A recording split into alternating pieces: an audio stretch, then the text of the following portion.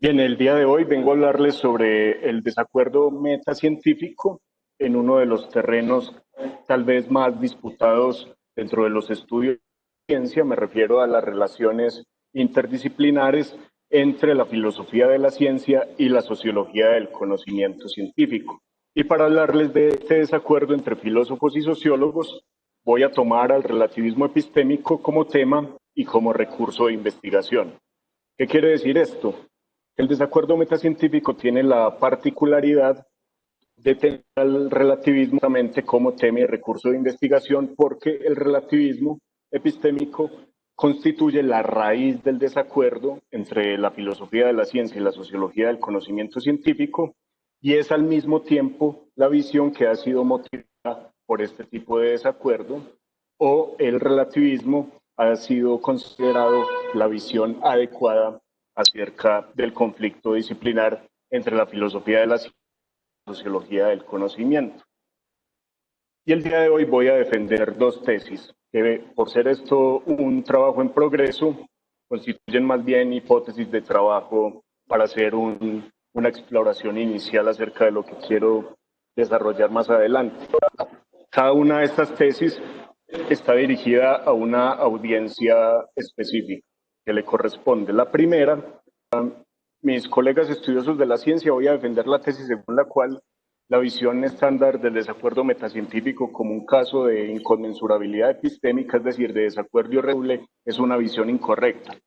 Y en epistemología analítica voy a sostener que el relativismo epistémico no requiere comprometerse con que los casos de desacuerdo epistémico sean irresolubles para defender el relativismo epistémico como una posición filosófica sólida. Y mi plan tiene tres partes. En primer lugar, voy a reconstruir la visión estándar del desacuerdo metacientífico, según la cual el desacuerdo entre filósofos y sociólogos satisface el modelo del desacuerdo fundamental y eso da lugar a un relativismo por irresolución o una visión relativista acerca del carácter irresoluble de ciertos desacuerdos epistémicos específicos y en particular el desacuerdo entre filósofos y sociólogos. En la segunda parte voy a criticar esa visión estándar apelando a la controversia entre Collins y Franklin y al hecho de que esa controversia se resolvió. Y a la luz de la resolución de esta controversia voy a atribuir incoherencia tanto al absolutismo epistémico como al relativismo epistémico a la hora de dar cuenta del desacuerdo epistémico sobre la base de este caso de la controversia Collins y Franklin. Y finalmente, en la tercera parte, para tratar de salvar al relativismo epistémico de la incoherencia, voy a proponer un relativismo por resolución, haciendo algunas distinciones conceptuales entre relativismos y metajustificaciones, y luego voy a proponer cómo este relativismo por resolución ofrece una visión de la resolución de los desacuerdos en términos de una resolución contingente y al mismo tiempo permitiría pensar el desacuerdo como proceso más que como estado y así permitir al relativista ser un tanto flexible en relación con cuando se compromete con un desacuerdo y cuando por el contrario sí es resoluble en términos contingentes. Pues de acuerdo con la visión estándar, el pleito entre la filosofía y la sociología del conocimiento científico es un desacuerdo epistémico inconmensurable y por lo tanto irresoluble. Eso es lo que no solamente han sostenido algunos de los actores que han participado directamente en el desacuerdo, sino también algunos analistas o estudiosos del desacuerdo, sobre todo desde el campo de la historia y la filosofía de la ciencia. Y con esta literatura es con la que pienso discutir, al menos en relación con la primera tesis que pienso defender aquí. Las características del desacuerdo que han llevado a los analistas y a los actores a pensar que se trata de un caso de inconmensurabilidad epistémica son al menos tres. La primera y más obvia es que existe un conflicto, es decir, que hay una contradicción genuina entre las posiciones rivales que responde al menos a tres niveles. Tenemos por un lado la perspectiva para estudiar el conocimiento de la filosofía de la ciencia y de la epistemología y por otro lado tenemos la perspectiva del análisis sociológico o de los estudios de la ciencia que excluyen a la filosofía de la ciencia dentro de ese campo de investigación. Por propósitos prácticos voy a llamar a esa posición sociología aquí. El conflicto tiene lugar en primera instancia en relación sostienen acerca de la naturaleza del conocimiento. Los filósofos sostienen el componente social del conocimiento, mientras que los sociólogos sostienen que el componente social es constitutivo del conocimiento. Y ese veredicto, los compromisos metodológicos, los filósofos o epistemólogos hacen un análisis asimétrico de las creencias y explican las creencias que tienen un estatus epistémico positivo sobre la base de ciertos estándares epistémicos postulados por el filósofo, mientras que dejarían la explicación de aquellas creencias que no tienen un estatus epistémico positivo a otros campos de trabajo como sería la sociología. En contraste, los sociólogos hacen un análisis simétrico del conocimiento porque en la medida en que consideran que el conocimiento es que el componente social, es constitutivo del conocimiento, entonces piensan que lo social es un factor explicativo relevante para entender el estatus epistémico de las creencias. Entonces, de acuerdo con los sociólogos, el componente social no solamente explica las creencias que carecen de un estatus epistémico positivo, sino que también daría cuenta de las creencias que están valoradas positivamente en términos epistémicos. Y esa diferencia en los enfoques metodológicos se puede entender al mismo tiempo como respondiendo a diferentes compromisos básicos asumidos por posiciones. Los filósofos están comprometidos con un absolutismo sobre las fuentes de la normatividad epistémica, es decir, con qué confiere respaldo epistémico a nuestros compromisos epistémicos. Y este absolutismo debe entenderse en términos generales como la tesis de que existen hechos absolutos que determinan el estatus epistémico de nuestros compromisos epistémicos. Mientras que el relativismo niega el absolutismo y se compromete con una forma de relativismo sobre las fuentes de la normatividad que sostiene que los hechos absolutos, si es que existen hechos absolutos, no determinan nuestros compromisos epistémicos y por lo tanto los hechos que determinan nuestros compromisos epistémicos no son hechos absolutos, sino hechos concernientes a las causas locales y contingentes de la credibilidad. La segunda característica del clic es la circularidad, y por circularidad aquí vamos a entender a la estrategia que usa cada una de las posiciones para justificar su propio sistema epistémico, su propia posición, y también al usar su propia posición, sus propios compromisos, hacer una evaluación desfavorable de la posición del rival. Y además de eso, usar términos un tanto descalificativos para rechazarla. Aquí voy a usar algunas citas, sobre todo para que los historiadores o sociólogos que puedan estar presentes no piensen que estoy sacando esto del sombrero, y sobre todo porque algunos de los autores que voy a citar también les gustan las citas largas en las diapositivas, sobre todo a Susan Haack, que hace el siguiente diagnóstico sobre la sociología del conocimiento, porque se autosocava invariablemente en la medida en que desacredita invariablemente. La mala sociología de la ciencia socava sus propias pretensiones de proporcionar explicaciones respaldadas de la vigencia de esta o aquella teoría científica, al afirmar o sugerir que la explicación real de la vigencia de una teoría científica es siempre algo sobre las circunstancias históricas o sociales de su origen, nunca una cuestión de haber reconocido que hay buena evidencia a su favor. Si la buena sociología se describe mejor como sobria, la mala podría con igual justicia describirse como intoxicada. Intoxicada por uno o varios malentendidos de la tesis de que la ciencia es social. La estrategia general de los desacuerdo es modelar la posición del rival como una posición incoherente. Y entonces, en la medida en que al filósofo se le concede que lo social no es constitutivo del conocimiento, es decir, que hay una diferencia fundamental o categorial entre lo epistémico y lo social, y la sociología del conocimiento dice que todas las creencias, y en particular las científicas, están determinadas socialmente, entonces la sociología del conocimiento se estaría autosocavando porque ella también es un conjunto de creencias acerca de la naturaleza de la ciencia que dice que la ciencia está determinada exclusivamente en términos sociales.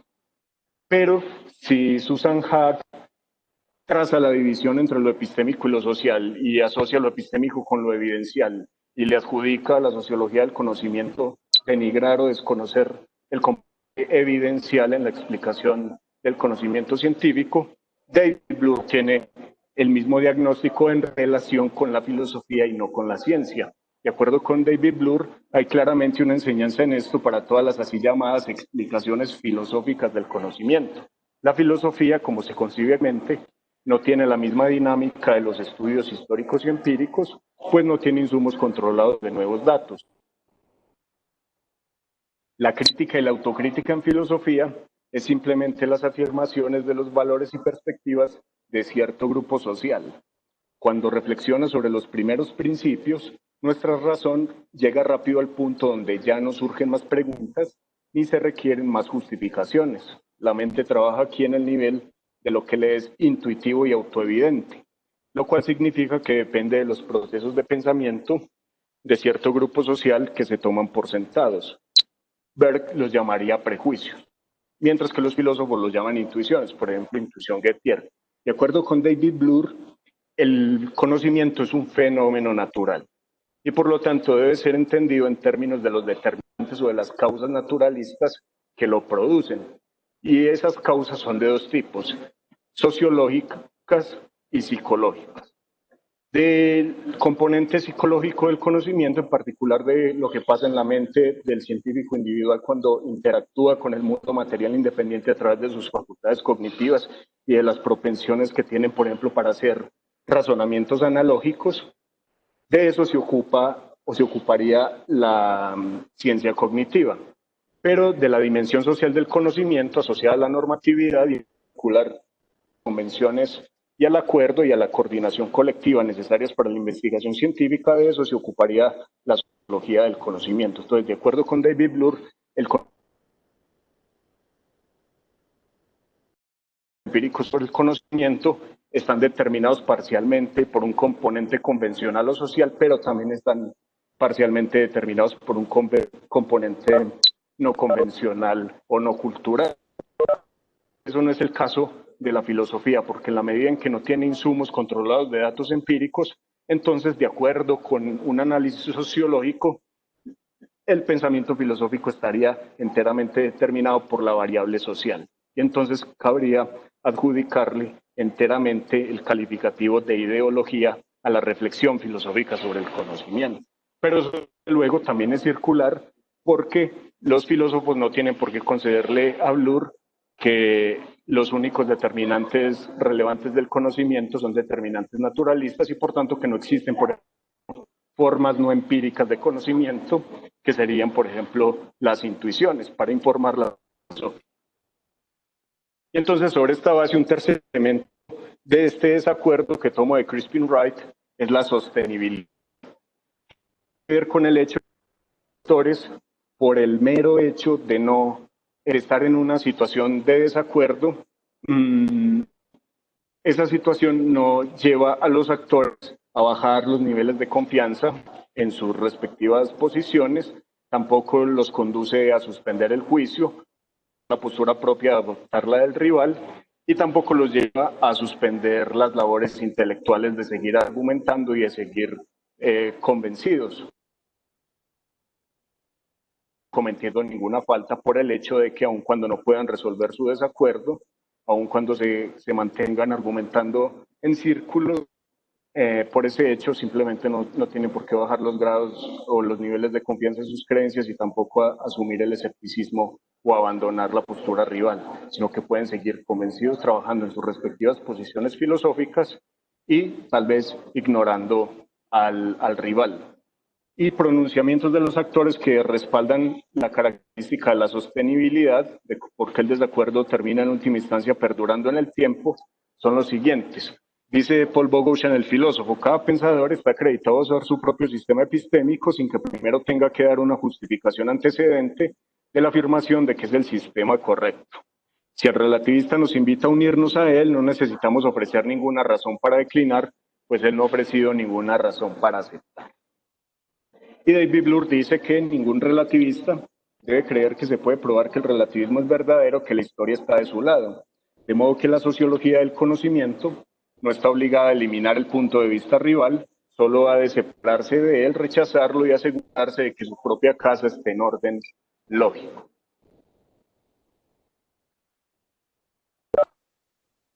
Teniendo en cuenta estas tres características, los filósofos analíticos en epistemología han propuesto un modelo para entender el desacuerdo, que sería aquel tipo de desacuerdo que daría lugar a una posición relativista coherente o que haga sentido.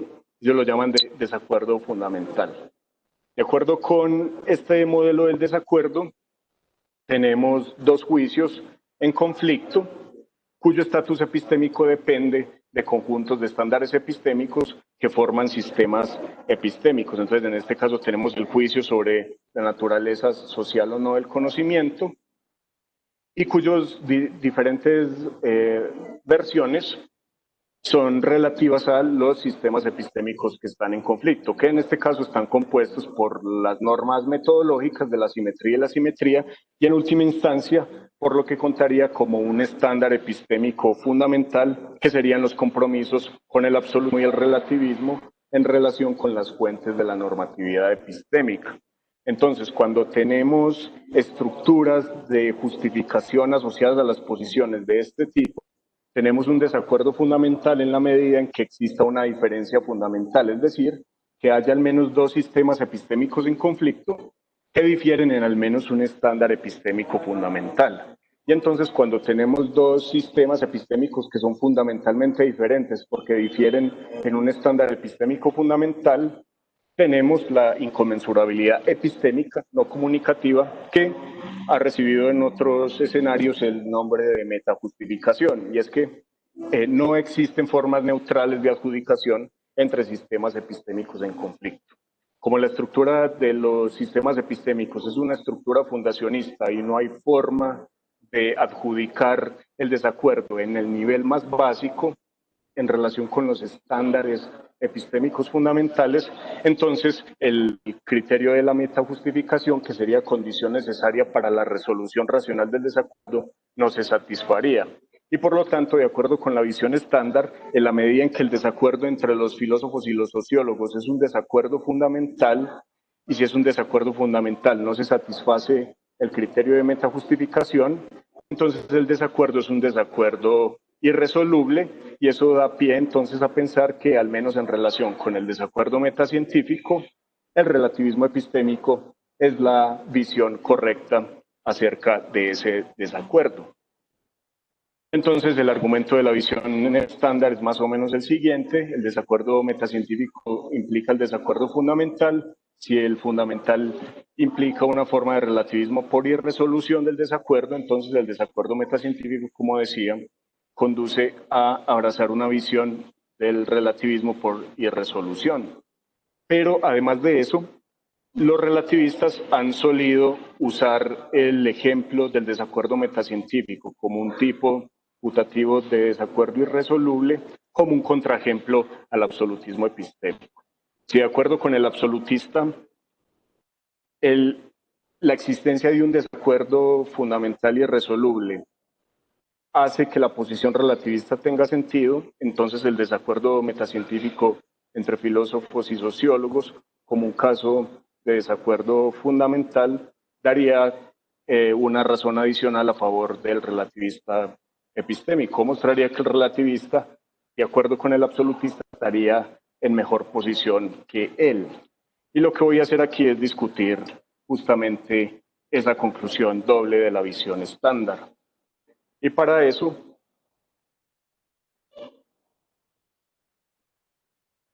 voy a apelar a un hecho reciente en los estudios en historia y filosofía de la ciencia, donde un desacuerdo que tuvo lugar desde los 80 hasta más o menos hasta el 2016, que aparece publicado el paper en cuestión, dos visiones encontradas, la filosófica y la sociológica, en relación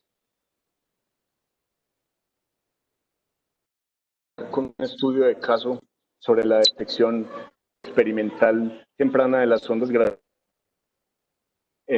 a finales de la década de los 60 y durante los 70 se resolvió. Esas dos visiones asociadas del lado de la epistemología del experimento y de Harry Collins del lado de la sociología del conocimiento a partir del relativismo metodológico, se resolvió esa controversia. El caso acerca de las detecciones tempranas de las ondas gravitacionales, rápidamente reconstruido, su pena de los historiadores, es así. Joseph Weber construyó un detector que consistía en una antena que era una barra de aluminio sólida o masiva y que estaba suspendida y que tenía dentro de sí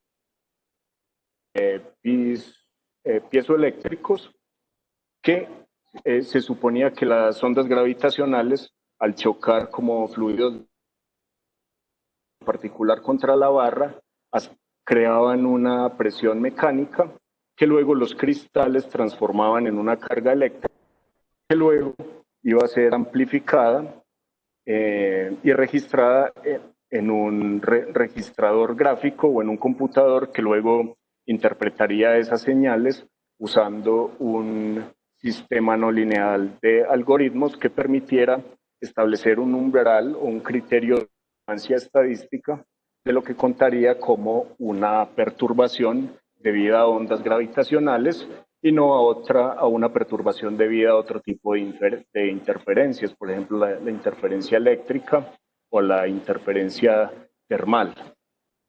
El caso es que Joseph Weber, para finales de la década de los 60, afirmó haber detectado las ondas gravitacionales con su aparato. Y luego la comunidad de físicos se puso en las tareas de diseñar nuevos experimentos usando el mismo aparato con el propósito de replicar los resultados experimentales de Joseph Weber, pero a finales de los 60, de los 70, perdón, la comunidad de físicos a través sobre todo de 6 experimentos distintos que buscaron replicar las afirmaciones de Weber, llegaron a la conclusión de que no había evidencia acerca de las ondas gravitacionales, terminaron rechazando las afirmaciones experimentales de Joseph Weber.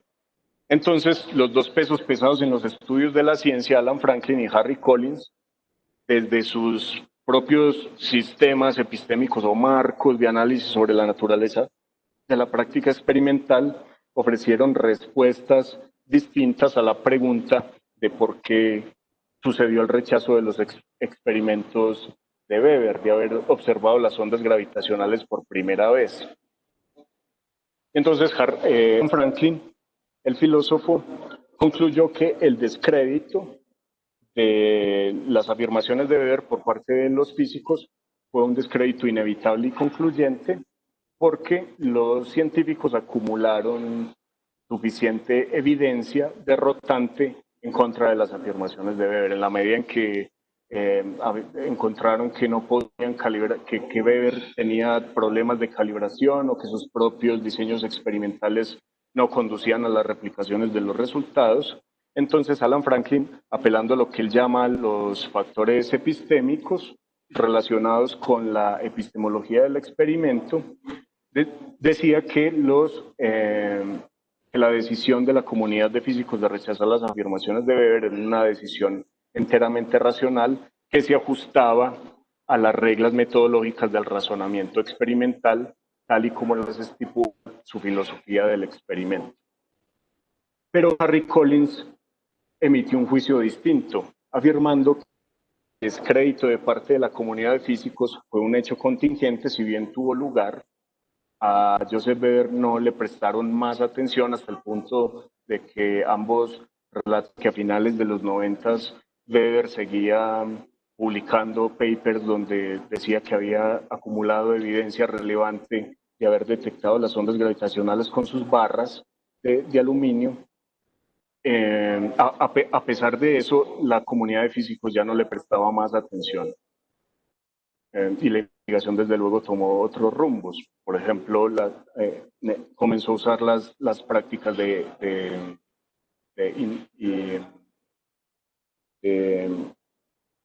interferometría. El caso es que Harry Collins hace este veredicto de que el descrédito, si bien tuvo lugar en la comunidad científica, eso fue un hecho contingente y no definitivo, es decir, que en la medida en que estamos ante un caso de cutting science, es decir, de ciencia de frontera, donde se está intentando descubrir un fenómeno antes desconocido, no detectado, no observado, y creando herramientas para su detección que antes no se tienen. Entonces se produce un fenómeno que Harry Collins denomina el regreso de los experimentadores, y es que en los casos de la ciencia de frontera, los científicos no se ponen de acuerdo, no tienen un criterio compartido y generalmente establecido en relación con lo que cuenta como un resultado experimental legítimo, porque de antemano no se han puesto de acuerdo o no tienen un criterio generalmente compartido en relación con lo que cuenta como un diseño experimental competente o como un experimentador confiable. Y no se ponen de acuerdo en relación con la legitimidad del experimento porque de antemano no se han puesto en relación con que cuenta con un resultado experimental válido. Entonces aquí se produce una suerte de regreso de círculo que de acuerdo con Collins solamente se puede romper cuando la comunidad tiene criterios estandarizados acerca de lo que cuenta como un experimento bien hecho o como un resultado experimental correcto.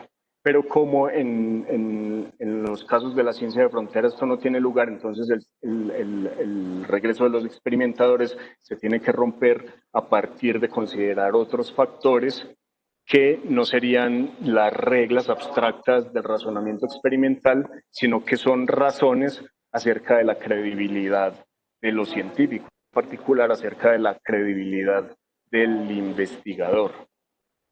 Y entonces Collins pensaba que los científicos, colegas de Weber, tenían buenas razones para rechazar sus resultados, no porque pudiesen calibrar o porque pudiesen replicar sus resultados, porque debido al regreso de los experimentadores, la calibración no puede tener lugar cuando no se tienen criterios establecidos y por lo tanto la replicación no puede tener lugar si no tenemos calibración.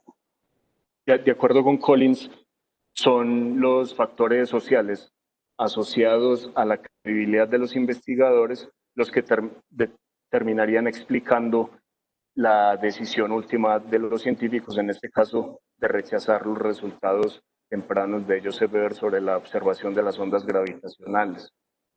Y entonces la manera como Harry Collins explica la clausura del debate sobre los resultados de Weber es diciendo que hubo simplemente una distribución diferencial de la confianza. Es decir, que los científicos no atribuían confianza, credibilidad a los resultados experimentales de Weber porque Weber no terminó siendo un experimentador competente. Si Weber no era un experimentador competente, entonces su diseño experimental no era un diseño fiable que produjera los resultados que presumiblemente había encontrado. Arduamente a propósito de este caso, insultándose el uno al otro. Recientemente me encontré con un paper escrito conjuntamente por Collins y Franklin, donde dijeron que ya resolvieron su desacuerdo acerca de cuál es la explicación relevante del rechazo de la detección temprana de las ondas gravitacionales. Dicen Collins y Franklin, en los primeros días, hablando en tercera persona, se encontraban insultando el uno al otro, pero en la actualidad se encuentran cooperando en empresas compartidas. Este cambio refleja un cambio en la historia de la ciencia. Actualmente es imposible creer que no hay un componente social involucrado en la aceptación de los resultados científicos, de modo que el desacuerdo entre Franklin y Collins ya no es más alrededor de un principio epistémico fundamental, sino acerca del enfoque metodológico y sus visiones respecto de las intenciones de los diferentes actores históricos. Esta es la materia del desacuerdo normal entre historiadores más que la mutua incomprensión que nace de enfoques inconmensurables. Y entonces, a la luz de este hecho estrella, de que los dos pesos pesados, en tal vez la contienda más relevante o que ejemplifica con mayor claridad el desacuerdo metacientífico entre filosofía y sociología, se haya resuelto, el hecho de que la controversia entre Collins y Franklin se haya resuelto, y se haya resuelto a favor de la posición de Collins, a saber de que el componente social es constitutivo del conocimiento, es decir, a favor del juicio J2, que depende del sistema epistémico compuesto por la norma de la simetría que deriva del principio del relativismo sobre las fuentes de la... De hecho, conclusión de la visión estándar según la cual el desacuerdo metacientífico implicaría el relativismo por el desacuerdo se resolvió. Si se resolvió, entonces ya no es un desacuerdo irresoluble, y si el relativismo para hacer sentido tiene que comprometerse con que el desacuerdo es irresoluble, entonces este caso del desacuerdo metacientífico no conduce a sostener que el relativismo por irresolución es la posición o la visión adecuada. Pero a la luz de este hecho estrella sobre la resolución de la controversia, tanto el absolutismo epistémico como el relativismo epistémico se convierten en posiciones filosóficas incoherentes. A la luz de este hecho, que aquí fungiría como una suerte de anomalía, el absolutista estaría cometiendo una suerte de incoherencia en la medida en que, por ser absolutista, acepta la metajustificación, es decir, tiene una visión específica acerca de los requerimientos bajo los cuales la discusión racional es posible y la resolución de los desacuerdos es posible, pero al comprometerse con esa visión sobre la resolución racional de los desacuerdos y sobre la estructura del respaldo epistémico, según su absolutismo epistémico, debe conceder el compromiso doxástico con el relativismo sobre las fuentes de la normatividad epistémica, porque bajo una lectura absolutista de la resolución de la controversia Harris y Collins, el relativismo epistémico sería correcto, porque porque el estándar epistémico fundamental del relativismo sobre la normatividad epistémica es un estándar de metajustificación que sin embargo adjudicó entre los dos sistemas a favor del juicio de uno de esos sistemas, a saber, el juicio que depende del principio fundamental del relativismo. Pero si el absolutista cae en la incoherencia a la luz del hecho estrella, el relativista no se salva de la incoherencia tampoco. Pero en este caso la incoherencia tiene que ver con que el relativista, por ser relativista, asume un compromiso doxástico con el estándar epistémico del relativismo sobre las fuentes de la normatividad, pero debe concederle al su visión según la cual los desacuerdos epistémicos se pueden resolver racionalmente si existen estándares de metajustificación.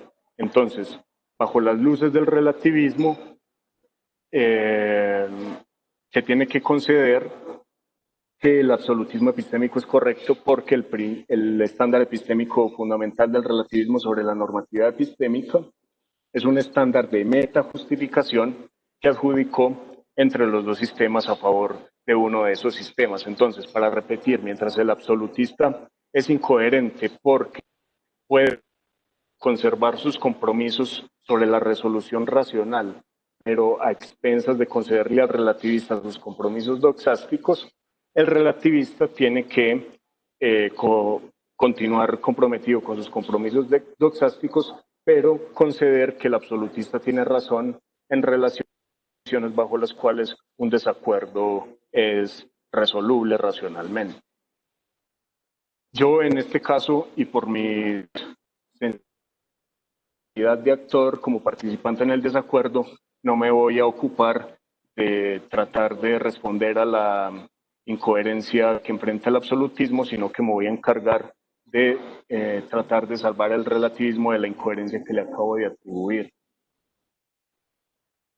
Y desde luego hay que tener en cuenta que si esta incoherencia que le atribuyo al relativismo es correcta, entonces tenemos que concluir también que es falso que el desacuerdo metacientífico sea un contraejemplo al absolutismo epistémico. Es decir, los relativistas ya no pueden seguir usando como su vallito de batalla el caso según el cual el conflicto entre filosofía de la ciencia y sociología del conocimiento es un tipo putativo de inconmensurabilidad epistémica que terminaría mostrando que el relativismo, al menos en relación con este caso, está en mejor posición que la postura del absolutista.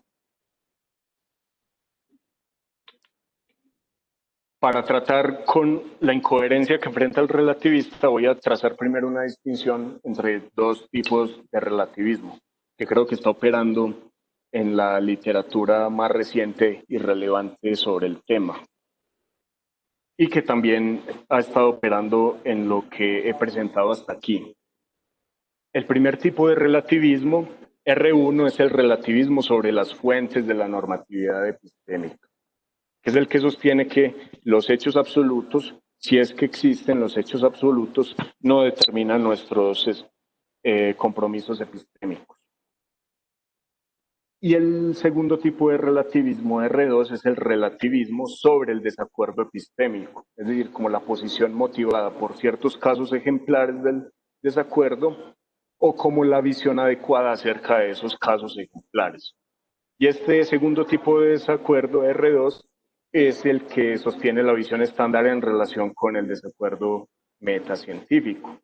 Y la incoherencia del relativismo parece surgir cuando se caracteriza el relativismo epistémico como una posición que consiste en la conjunción de R1 y R2. Es decir, que si alguien es relativista, por ejemplo, si Duyan es relativista, entonces tiene que comprometerse con el relativismo sobre las fuentes de la normatividad epistémica y con el relativismo como la explicación correcta acerca de los desacuerdos irresolubles. Lo que voy a tratar de defender aquí es que el relativista no tiene por qué comprometerse con R2 si es consecuente o sensible con sus compromisos con R1.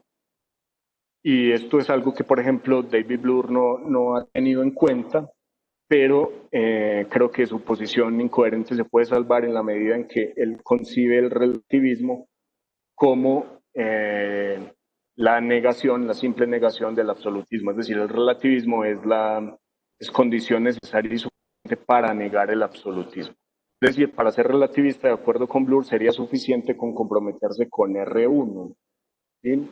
Pero luego, por los pronunciamientos que pudimos apreciar, parece que David Bloor también sugiere que el relativista, si ha de ser una posición coherente, se tiene que comprometer con R2, y es aquí donde yo no estoy de acuerdo, y ya les voy a tratar de explicar por qué. Tenemos entonces que trazar al mismo tiempo una distinción, o más bien desambiguar el concepto de metajustificación, de acuerdo con el cual existen formas neutrales de adjudicar sistemas epistémicos en conflicto. Y podemos caracterizar el concepto de metajustificación bajo las luces del absolutismo sobre la normatividad epistémica, pero también lo podemos hacer sobre las luces del relativismo sobre las fuentes de esa normatividad. En el primer caso tendríamos que caracterizar la neutralidad del estándar de metajustificación como una neutralidad absoluta, es decir, en la medida en que concedemos de acuerdo con el absolutismo sobre las fuentes de la normatividad, que los hechos epistémicos absolutos determinan nuestros compromisos epistémicos y nuestros estándares epistémicos, entonces los estándares de esta justificación tendrían una neutralidad absoluta en la medida en que, por estar determinados por hechos epistémicos absolutos, fungirían o harían el papel de normas transhistóricas y superculturales o sí, superculturales epistémicas. Pero si alguien asume un compromiso con el relativismo sobre las fuentes de la normatividad epistémica y dice que los hechos epistémicos absolutos no desempeñan ningún papel en la determinación del estatus epistémico positivo de nuestros compromisos epistémicos, entonces podría, sobre la base de R1, concebir la neutralidad de los estándares de metajustificación como una neutralidad relativa. Es decir, concebir estos estándares como neutralmente operativos en función del contexto específico en el que los actores involucrados en el desacuerdo se encuentran y que usarían para dirimir sus desacuerdos o sus controversias específicas, pero entonces en este caso los estándares de metajustificación no son absolutos porque no están determinados por hechos epistémicos absolutos, es decir, aquí no estamos hablando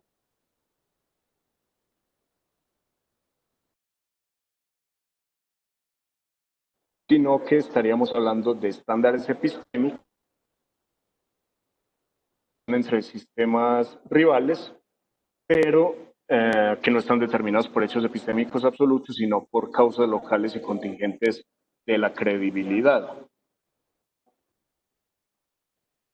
Y entonces, cuando decimos que la resolución racional tiene como condición necesaria la metajustificación, tenemos que tener en cuenta al menos tres elementos que estarían operando allí y que de acuerdo con el absolutista harían difícil la satisfacción de este condicional.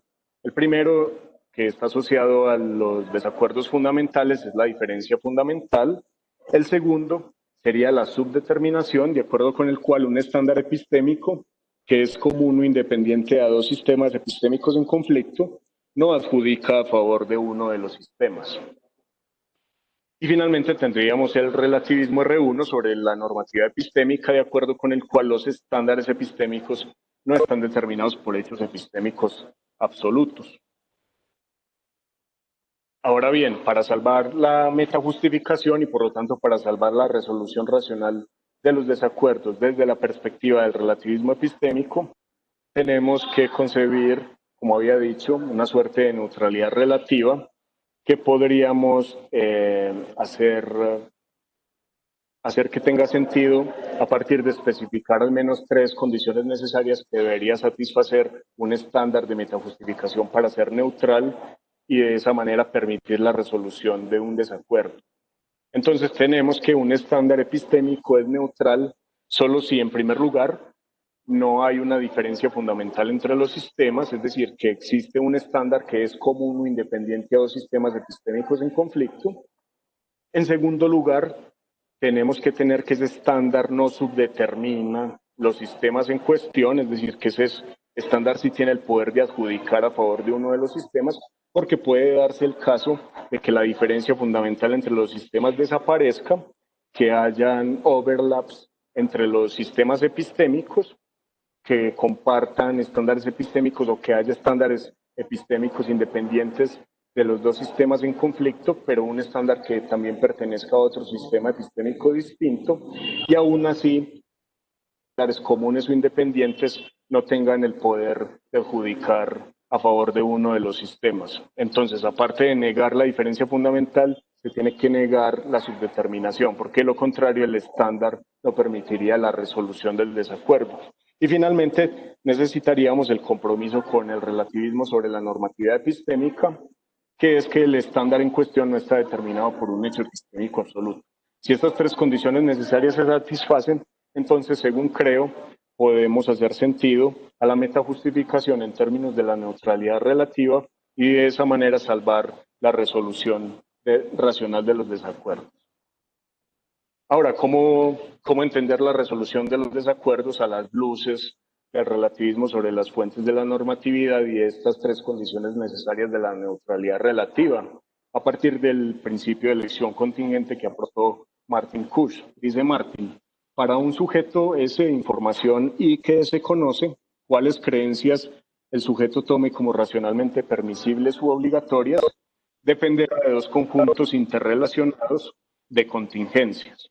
Por un lado, los estándares epistémicos disponibles y establecidos local, social e históricamente, así como los objetivos, valores e intereses localmente operativos de ese y de otros miembros en la comunidad de ese. Entonces, fíjense que este relativismo por resolución concibe a los sistemas epistémicos como capaces de compartir ciertos elementos, como capaces de sobreponerse los unos a los otros o tener intersecciones relevantes de estándares. Pero en la medida en que esos estándares no son estándares que gozan de una neutralidad absoluta, en la medida en que no están determinados por hechos epistémicos absolutos, si somos consecuentes con nuestros compromisos con el relativismo sobre las fuentes de la normatividad, entonces tenemos que decir que los desacuerdos epistémicos, al menos en los casos relevantes, son resolubles racionalmente, pero de manera contingente. Es decir, a partir de los estándares epistémicos que tienen una neutralidad relativa y a partir de los objetivos, valores e intereses que le permitirían al analista explicar la elección de ciertos estándares epistémicos en función del contexto específico donde el desacuerdo tiene lugar. Y entonces, habiendo dicho esto, podemos ver cómo podemos salvar el relativismo de la presunta incoherencia inicial que le había atribuido. Entonces, ante el hecho de estrella de que Harry Collins y Alan Franklin, el relativismo epistémico se hacía incoherente, sostuve, porque el relativista tendría que aceptar pero conceder la visión absolutista sobre la metajustificación. Pero cuando esto da lugar, cuando se caracteriza la metajustificación en términos de la neutralidad absoluta, que es la manera como el absolutista concibe el requerimiento de la metajustificación. Si no hay estándares absolutos determinados por hechos epistémicos absolutos que permitan adjudicar entre temas epistémicos en conflicto, entonces los desacuerdos, de acuerdo con el absolutista, no son resolubles y la discusión racional tampoco es posible, mucho menos la persuasión. Pero el relativista no tiene por qué concederle eso al absolutista. Lur no tiene por qué concederle eso al absolutista, de la misma manera que Lur no tiene por qué concederle al absolutista que el hecho de que solamente podamos tener justificación relativa se siga la igual validez de los sistemas y por lo tanto el escepticismo. Entonces Bloor está siendo incoherente, o no solo Bloor, sino muchos relativistas estarían siendo incoherentes en la medida en que no están prestando atención, la suficiente atención, a lo que se seguiría de asumir una posición relativista coherente, es decir, que haga sentido de la resolución de los desacuerdos y de la naturaleza de la metajustificación a partir de su compromiso más fundamental con el relativismo R1 sobre las fuentes de la normatividad epistémica. Y entonces, de acuerdo con este relativismo, o sobre la base de este relativismo, podemos salvar la incoherencia que le he atribuido al relativista a la luz del hecho estrella, en la medida en que, como estamos comprometidos con la idea de que los hechos absolutos no determinan, no juegan ningún papel en la determinación del estatus epistémico de nuestros compromisos, entonces podemos concebir que ciertos estándares sí fungen como estándares de metajustificación, pero solo en la medida en que tengan una neutralidad relativa. No pueden tener una neutralidad absoluta. Cuando decimos que tienen que tener una neutralidad absoluta, entonces la posición del relativismo epistémico se hace incoherente, pero eso no lo tiene por qué conceder el relativista.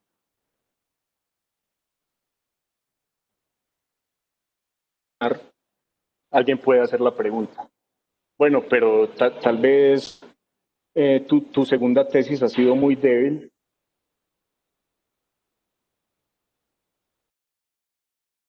Con la existencia de los desacuerdos epistémicos irresolubles, con la tesis de que los casos relevantes de desacuerdo son irresolubles para ser relativistas. Pero eso no equivale a la tesis más fuerte de que R2 sea falsa. Es falsa a la luz del hecho estrella, pero puede ser que existan aún otro tipo de desacuerdos epistémicos en los que el desacuerdo fundamental sí tiene lugar. Entonces, esto es simplemente una sugerencia. Cuando desidealizamos el desacuerdo y ya no lo entendemos como un estado, sino como un proceso, como de hecho creo yo que tiene lugar en la vida real, en el mundo social real, es decir, como la actividad de argumentar, debatir, entonces podemos decir que R2, el relativismo por irresolución, y R3, el relativismo por resolución que acabo de proponer, proporcionan visiones diferentes sobre etapas correspondientes del desacuerdo como proceso del desacuerdo. Entonces, podríamos decir que para el tiempo T1, donde el desacuerdo metacientífico no alcanza resolución, El relativismo por irresolución daría una visión adecuada de ese desacuerdo. Uno puede incluso encontrar como actor, pero también como analista, casos de desacuerdo intractable, muy difíciles, ¿sí? Donde no parece alcanzarse la resolución, porque los actores simplemente no encuentran estándares de metajustificación para resolver sus disputas. Entonces, en este caso, R2 parece ser la adecuada. Pero eso no significa que los desacuerdos tengan como condición de posibilidad la irresolución de los mismos. Es decir, que tengamos que decir que para que un desacuerdo sea desacuerdo tiene que ser irresoluble. Eso solamente tiene sentido cuando concebimos el desacuerdo como un estado, pero si lo concebimos como un proceso, entonces podemos hacer también la otra afirmación, y es que para el tiempo T2, donde el desacuerdo metacientífico ahora sí alcanza resolución, el relativismo por resolución da una visión adecuada de ese desacuerdo, como una resolución racional a partir de estándares, pero contingente, porque esos estándares no están determinados por hechos epistémicos absolutos. Y entonces una mención telegráfica de las conclusiones es la siguiente. Mostré que la visión estándar concibe el desacuerdo metacientífico como un caso de desacuerdo fundamental y irresoluble. Después mostré que esa visión es falsa a la luz de la controversia sobre Collins y Franklin, porque hace de absolutismo epistémico y relativismo epistémico posiciones incoherentes por lo demás. Pero intenté mostrar que el relativismo epistémico puede salvar su coherencia si se compromete con mi propuesta del relativismo por resolución, según la cual, si la resolución de los desacuerdos involucra la satisfacción de la metajustificación, pero la metajustificación se puede entender en términos de la neutralidad relativa, de acuerdo con la lectura que se haría de la neutralidad a la luz del relativismo sobre las fuentes de la normatividad, entonces la posición relativista ya no es incoherente. La posición relativista sería la conjunción entre las dos tesis. Por un lado, entre R1, es decir, que el relativismo epistémico sobre las fuentes de la normatividad epistémica es correcto, y al mismo tiempo que, dado este principio, podemos concebir a los desacuerdos epistémicos como resolubles en términos contingentes. A partir precisamente del principio de elección contingente, que no es un principio normativo, sino simplemente una hipótesis causal acerca de cómo las comunidades epistémicas funcionan. Y finalmente, si el desacuerdo epistémico se entiende como un proceso más que como un estado, entonces el relativismo por irresolución y el relativismo por resolución no serían necesariamente excluyentes, sino la descripción de dos etapas de ese desacuerdo. Y eso es todo de lo que les quería hablar. Muchas gracias por escucharme, por la paciencia y perdón por los problemas de conexión.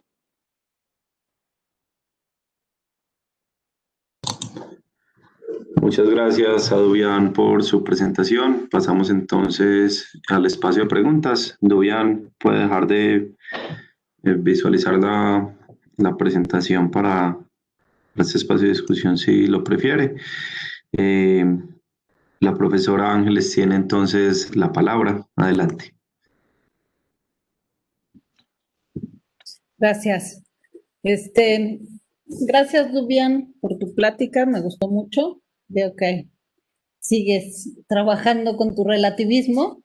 Tengo un montón de preguntas y fuiste muy rápido en muchas cosas, entonces voy a tratar como de tomar solamente un par de preguntas, dos preguntas que son más generales, pero que me importa mucho que me trates de esclarecer. Primero que nada, me parece que la manera como presentas el punto, o sea, esta idea de la neutralidad relativa, o sea, un relativismo de neutralidad relativa, que es lo que estás, creo, sosteniendo. No entiendo para qué sirve, es decir, no entiendo qué es lo que sirve para explicar, porque tú nos lo presentas como algo que sirve para explicar un caso específico que tú estás leyendo a la luz de una supuesta oposición entre absolutismo y relativismo, ¿no? Y entonces tú haces ver cómo ese caso muestra que las dos posiciones son incoherentes y entonces propones la neutralidad relativa para resolver ese caso. Pero realmente a la hora de tratar de explicar el desacuerdo, y a la hora de tratar de ver si este relativismo neutral, o no sé ni cómo decirle, va a jugar un papel en la explicación del quehacer científico, no veo cómo lo vas a poner a jugar. La verdad, me parece que es un juguete, me parece que es una posición para dar cuenta de un caso específico, pero que no está yendo al fondo del problema del desacuerdo. Y te voy a decir por qué creo eso. Porque la intuición que creo que está detrás del problema del desacuerdo científico y del desacuerdo en general es la pregunta de si hay algo que sea la posición correcta, si hay algo que sea correcto defender dadas las circunstancias. Y esa corrección puede ser una corrección en un tipo específico, en un contexto específico, es decir, puede ser una corrección contingente y localmente identificable, y sin embargo es corrección, es decir, tienes un criterio de corrección que puedes utilizar, aunque sea local. El chiste es que hay algo que es correcto y hay algo que no es correcto. Y esa corrección no es relativa al sujeto. Entonces, el desacuerdo en principio tiene que ver con la posibilidad de que alguien esté equivocado y alguien esté en lo correcto. Porque si no, le llamamos lo que en la literatura se llama el desacuerdo no culposo o algo así se llama, donde en efecto podemos estar de acuerdo en que el mole es sabroso, a mí me fascina, a ti te choca, pero ahí no hay un desacuerdo, no importa porque es una cuestión de gustos. Pero cuando tú lo que estás tratando es de conocer algo, saber algo, y por eso el desacuerdo científico no, en general no se piensa como este tipo de desacuerdo, entonces la idea sería esa, ¿no? Entonces, claro, lo que yo veo es, si tú eres un relativista y lo que dices es, no va a haber esos criterios, y entonces por eso te quieres pelear con el absolutismo, no te funciona pelearte con el absolutismo, puedes tener criterios locales y criterios mucho más específicos para cierto fin explicativo, por ejemplo, ¿no? Y eso te da algo donde no hay neutralidad, no hay ninguna neutralidad, lo que hay es corrección o incorrección, ¿no? Entonces, bueno, me gustaría un poco que me expliques qué tipo de cosas explica y en qué sentido realmente lo que tú estás diciendo, la idea de que hay algo así como esta neutralidad que te permite explicar el desacuerdo, ¿en qué sentido esto sigue siendo un desacuerdo? Ok, buenas preguntas. Voy a tratar de ser muy breve. En relación con la primera pregunta, introducir el concepto de neutralidad relativa solamente tiene la función para los propósitos de mi argumento y el alcance de mi argumentación de salvar a la posición del relativismo epistémico, incoherencia que le atribuyo a la luz de un solo ejemplo.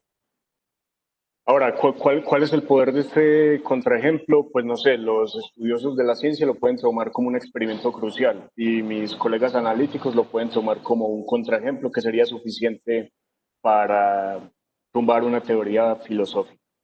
Ahora bien, a mí me parece que no es una hipótesis ad hoc, no es un mero parche explicativo que estoy introduciendo en la posición filosófica del relativismo, en la medida en que la discusión sobre el naturaleza de los desacuerdos irresolubles y en defender que siempre que haya desacuerdos irresolubles, entonces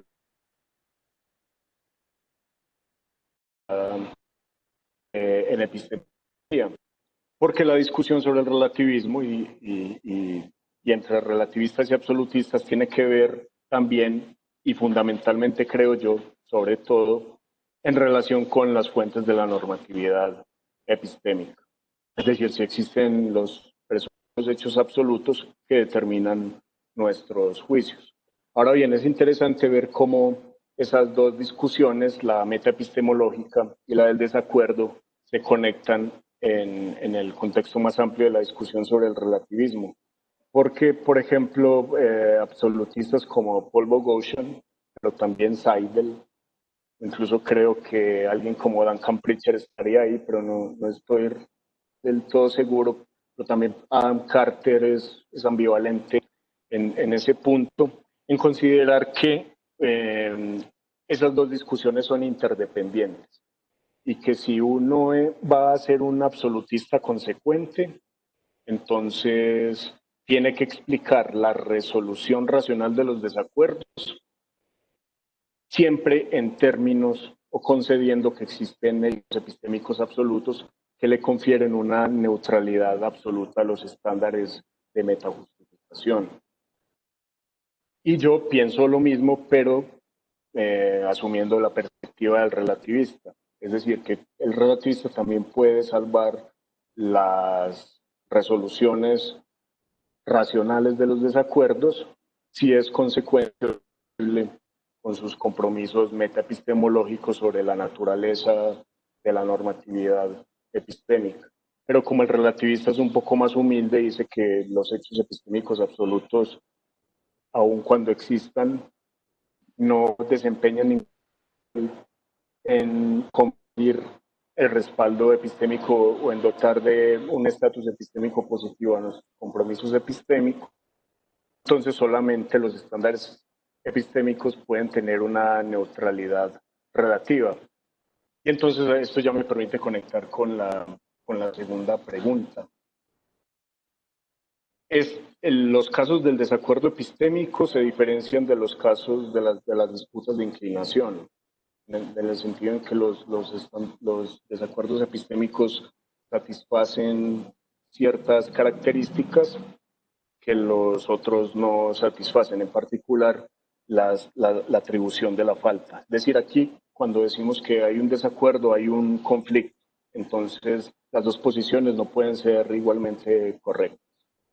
Desde luego, algunos tienen la interpretación del relativismo que lo involucra con la igual validez o que dicen que la igual validez es una consecuencia, una condición necesaria del relativismo, pero los relativistas, al menos los que yo conozco, no sostienen eso. Ellos conceden que en una situación de desacuerdo, al menos uno está en el error o los dos están en el error. Es decir, las dos posiciones no son ni igualmente verdaderas ni igualmente falsas. Eso lo dice Barry Barnes y David Bloor en los 80s, en ese paper clásico.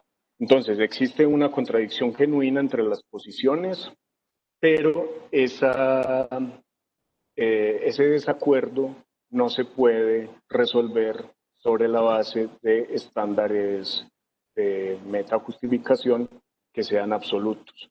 Entonces, una perspectiva de los relativistas más asociada con la discusión antes del 2000, sostenía que al relativista le bastaba con negar la metajustificación. Es decir, que epistémico relevantes no hay formas neutrales de adjudicar, no hay metaestándares.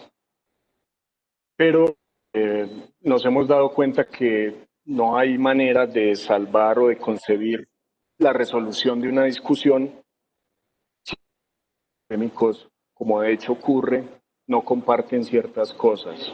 Entonces, en la medida en que los sistemas epistémicos no son estructuras rígidas, sino como conjuntos que se sobreponen,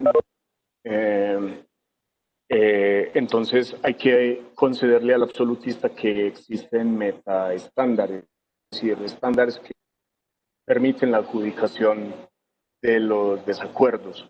Ahora, la discusión aquí es, ¿el relativista le ha concedido al absolutista la metajustificación? Pues maravilloso, los hemos refutado, por fin, les podemos cerrar la boca, pero no es tan sencillo.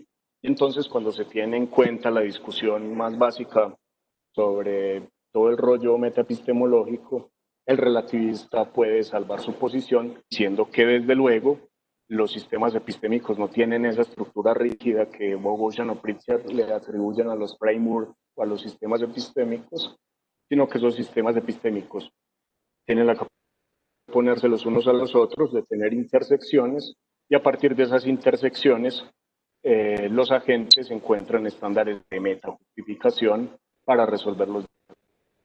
Pero en la medida en que el relativista se compromete con que los hechos absolutos no tienen ningún papel en la escena, entonces esos estándares neutrales, comunes o independientes, solamente tienen una neutralidad relativa. Y entonces el relativismo se puede seguir teniendo como una posición coherente, porque los absolutistas comparten con los relativistas que la discusión también tiene que ver y fundamentalmente con las fuentes de la normatividad epistémica y no solamente con la resolución de los desacuerdos. Creo que te respondí parcialmente la segunda pregunta. luego lo podemos discutir. Muchas gracias, pensar en ellas. Sí, sale, gracias. Muy bien, continuamos con Oscar Piedradita. Hola, ¿se escucha bien? Gracias, Dubian, muy clara la presentación. Yo tengo una pregunta no tanto sobre cosas particulares que usted dice, sino sobre lo que usted está haciendo en general. Entonces, voy a comenzar un poco con algo que usted mencionó respondiéndole a la profesora, y es que parece que usted cree que si a alguien no le gusta el relativismo, entonces es un absolutista. Y esa es la manera en que David Bloor procede, y eso es un movimiento retórico que a él le sirve, porque a él no le gusta dar argumentos directos muchas veces. A él le gusta simplemente echar el agua sucia en los contrincantes y luego decir que él está libre de ella. Entonces, por ejemplo, usted menciona a Adam Carter y Duncan Pritchard y Boghossian, y en fin, ellos son no relativistas, pero eso no significa que ellos sean absolutistas en el mismo sentido. Pues Paul Boghossian puede ser alguien que sea un absolutista en el sentido de que cree que hay normas epistémicas absolutas, pero al menos en el caso de Adam Carter y Duncan Pritchard, que no son relativistas, ellos no suscriben tampoco una negación de la dependencia epistémica sobre normas contingentes. Es decir, uno puede rechazar el relativismo y al mismo tiempo decir que está bien, no hay normas absolutas. Entonces, mi comentario va justamente a lo que se sigue de eso, y es que parece que la disputa parece ser simplemente verbal. O sea, usted motiva una noción de relativismo que evita la inconmensurabilidad. Y entonces uno se pregunta cuál es el problema con esa postura, y aparentemente es nada. Pero es justamente porque el que no le gusta el relativismo, que no es necesariamente el absolutista, quiere mostrar que sí es posible resolver desacuerdos racionalmente, y que esa es la tesis más interesante del relativismo. Entonces, la tesis de relativismo que usted propone parece que pierde justamente la carne que uno querría de una postura en epistemología analítica, y es cuál es el origen del asidero de nuestras creencias en el mundo. Y uno no tiene que ir a la visión extrema de lo que usted llama un absolutista para negar el relativismo, que es interesante y problemático a partir de las discusiones de incluso Kush. Es decir, el mismo Kush ha moderado su postura un poco cuando lo han presionado epistemólogos como Pritchard o Carter o Annalisa Coliva. Él no es tan... es un poco más moderado en su relativismo, pero es porque ya perdió esa parte que es un poco apabullante de relativismo, y es la que usted dice que no es necesaria el relativismo. Entonces la pregunta es, entonces esto es una disputa verbal. O sea, la noción que no le gusta el relativismo puede ser defendible, pero la pregunta de fondo de epistemología es cómo resolvemos desacuerdos. En fin, ¿qué piensas sobre eso? Gracias de nuevo. Gracias a ti, Oscar. Gusto verte. Buenas preguntas. No me alcanzaría el tiempo aquí para discutirlas, pero rápidamente lo que pienso es lo siguiente. Yo sigo creyendo que aun cuando el relativismo pueda desembarazarse del compromiso con la inconmensurabilidad epistémica, el relativismo sigue siendo una posición interesante. Yo no sé hasta qué punto Martin Kush haya debilitado su concepción, porque él siempre, al menos en conversación, mantuvo que él siempre los desacuerdos. Él siempre ha pensado que la visión del desacuerdo fundamental es una idealización que no tiene nada que ver acerca de cómo funcionan nuestras prácticas cognitivas, y en particular cuando entramos en desacuerdos y las resolvemos efectivamente. Entonces, lo que creo es que este relativismo que nos tiene que comprometer con la tesis de la inconmensurabilidad sigue siendo un relativismo relevante.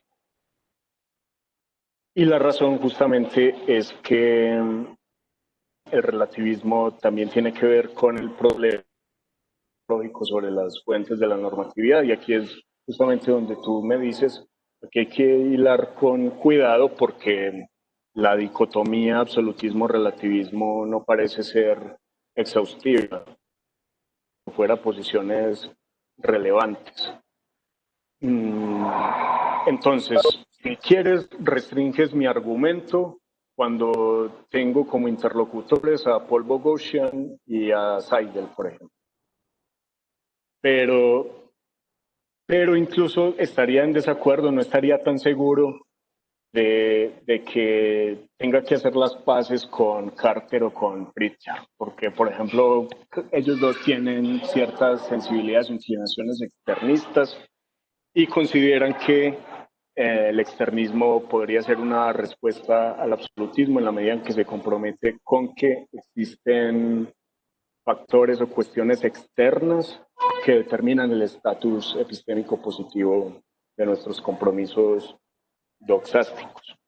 Pritchard, por ejemplo, piensa que el externismo no crea el espacio lógico para el relativismo, pero yo no estoy tan seguro. ¿Cuál sería la diferencia entre Paul Boghossian y Carter, por ejemplo? Paul Boghossian está pensando en los hechos epistémicos absolutos como las proposiciones, al menos según la ortodoxia de la filosofía analítica, como verdades que hay que are there anyway.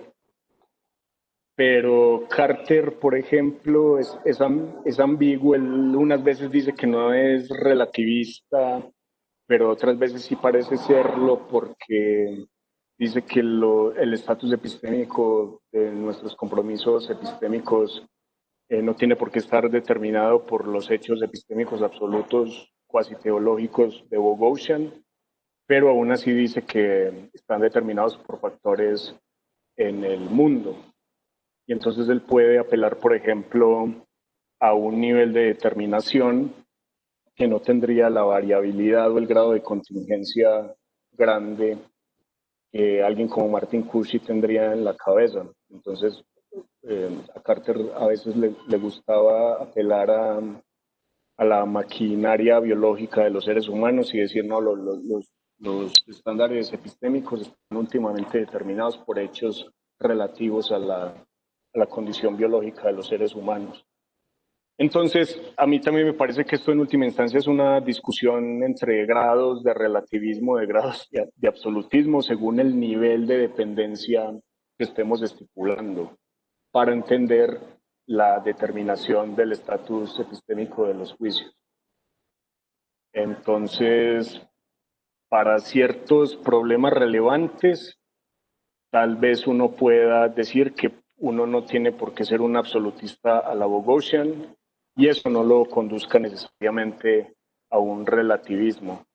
Por ejemplo, cuando apela a ciertos niveles de dependencia que no satisfacen, por ejemplo, la condición de la pluralidad.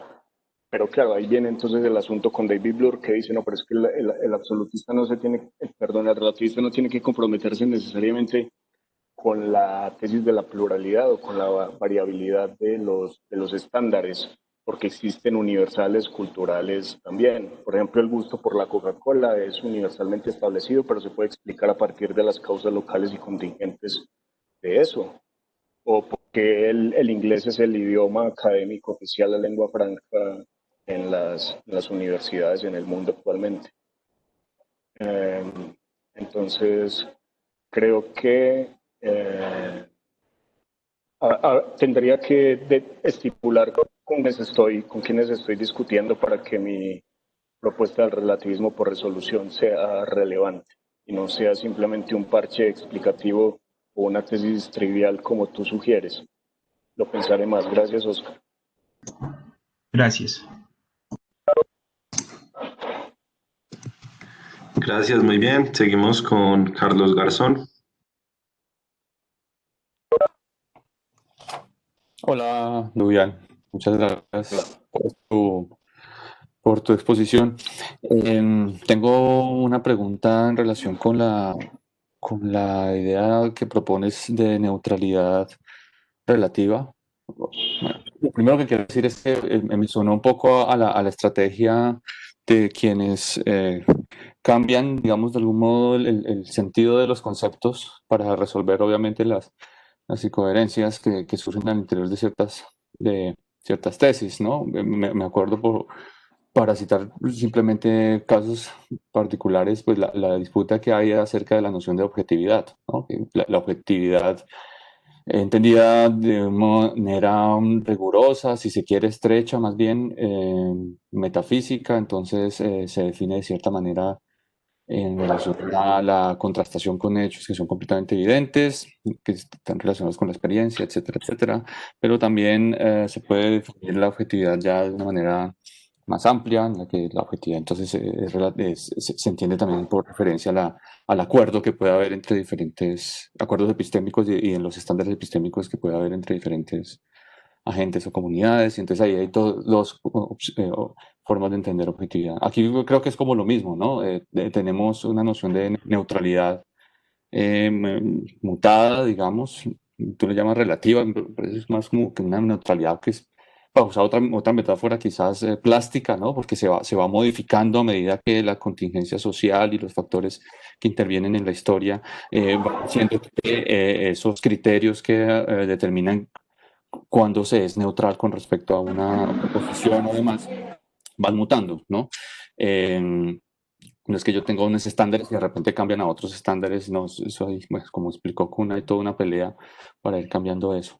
Me estoy alargando mucho. Mi pregunta es simplemente la siguiente. Entonces, si no es el mismo sentido de neutralidad que están sosteniendo los absolutistas, por ponerlo así, ¿en qué sentido podemos decir entonces que sí estamos resolviendo la incoherencia que ellos están, la incoherencia para el relativista, ¿no? Que ellos están notando porque están usando criterios de metajustificación neutrales, pero no neutrales absolutos, sino neutrales relativos. Y el absolutista va a decir, pues, así que chiste, ¿no? Si me cambia el sentido de los términos, pues hasta de pronto. Sí, ahí hay una especie como no de desacuerdo en los estándares de justificación o en los estándares epistémicos, sino hay un desacuerdo semántico, ¿no? Y entonces, ¿cómo se resuelve el desacuerdo semántico? Bueno, y lo segundo que quería decir era, ya con respecto a la conclusión, que pones hacia el final, cuando dices que R2 y R3, el relativismo de irresolución y el de resolución, no son excluyentes porque apuntan a una descripción de dos etapas, digamos, del desacuerdo, entonces se deben entender más como proceso que como estado. Si todo eso pues, es cierto que de pronto como agregar que hay una cosa que haría el relativismo de resolución, que no hay relativismo de resolución, y es que el relativismo de resolución va un poco más allá de la mera descripción de una etapa del desacuerdo. Y yo creo que el relativismo de resolución anima como postura epistemológica a algo más que una descripción, y es como anima como a la necesidad de encontrar los acuerdos, ¿sí? Como que no se queda en el ser, sino que va un poco más al deber ser, ¿no? Un poco como que inspirado en esa visión como normativa de la epistemología, y esa sería una ventaja de R3 con respecto a R2, ¿no? Encontrar esos estándares de metajustificación que serían los que finalmente nos ayudarían a resolver la disputa, sería como el agregado normativo de R3. Eso es como más un comentario, que no sé qué piensas de eso. Muchas gracias.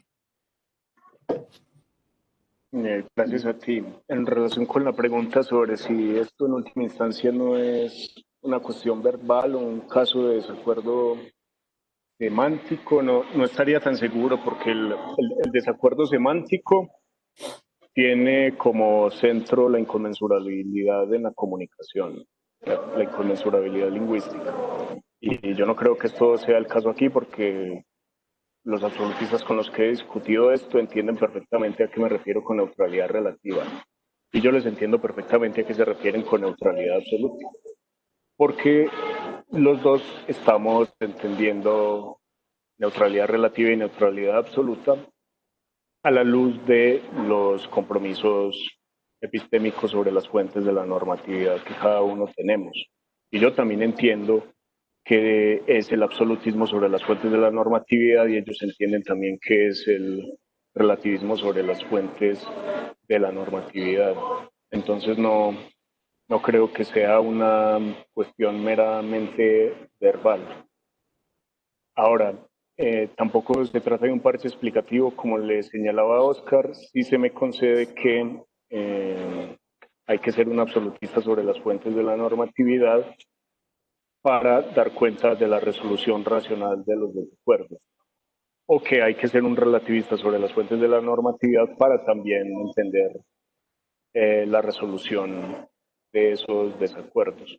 Y entonces, en ese sentido, creo que el recurso a la neutralidad relativa no es arbitrario porque permite justamente mostrar cómo la postura del relativista sería coherente en la medida en que define la neutralidad relativa en términos de sus propios compromisos sobre las fuentes de la normatividad. Es decir, la posición del relativista, repito, es incoherente en la medida en que le concede al absolutista una definición de la metajustificación en términos de una neutralidad que lee bajo las luces del absolutismo de la normatividad epistémica. Pero el relativista no tiene por qué concederle eso.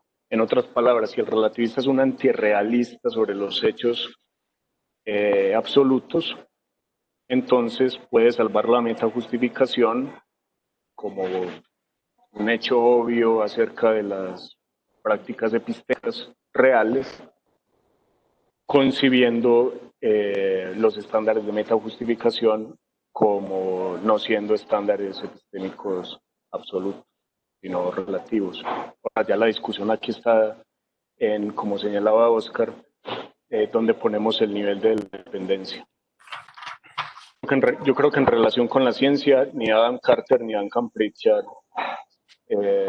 pueden negar que el nivel de dependencia más relevante es el nivel social, porque es ahí donde se establecen en última instancia los estándares epistémicos que gobiernan la investigación científica. Eso es lo que te diría. Y gracias por el comentario, pensar en ello. Muchas gracias.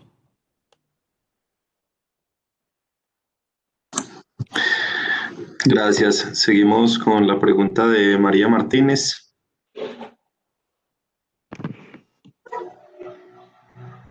Hola, gracias. ¿Me oyes? ¿Me oyes? Sí. Sí. Ok, gracias por la plática. Creo que tengo una pregunta sobre, no estoy muy segura, es sobre el rol que juega el estudio de caso. Entonces me parece que parte del problema de la plática que hace que cueste un poco de trabajo seguir con la dinámica de evidencia es que tiene como 3 capas. Entonces tiene la primera capa que es el debate sobre los epistemólogos, sobre cómo es un desacuerdo, cómo identificamos un desacuerdo, cuáles son los desacuerdos en ciencia, etc. Luego tienes el debate entre los filósofos y los sociólogos o historiadores de la ciencia. Y luego tienes el aparente desacuerdo entre los físicos con respecto a dentro del estudio de caso. Y entonces, cuando uno empieza a reconstruir el caso, uno llega a la segunda capa, ¿no? Que es donde los historiadores, tanto con una carga filosófica como una carga sociológica, están describiendo el caso y explicándolo. Y ellos están en desacuerdo. Y a la base parece que tienen compromisos epistemológicos distintos, que también están en desacuerdo. Entonces, me parece que es cuando le contestabas a Ángeles cuál era el rol que jugaba este estudio de caso, había como muchos condicionales anidados. Si la gente decide tomar este estudio de caso como un caballito de batalla para esto, etc. Entonces, por un lado, a mí lo que me preocupa es que incluso si uno puede conceder que de hecho la descripción de las personas que consideran que los elementos sociales es la mejor explicación para la resolución de este problema, eso no quiere decir que pueda generalizarse de manera inmediata. Entonces, ni siquiera quiere decir que tus reconstrucciones anteriores hayan sido las adecuadas. Como preguntaba la persona antes de la anterior,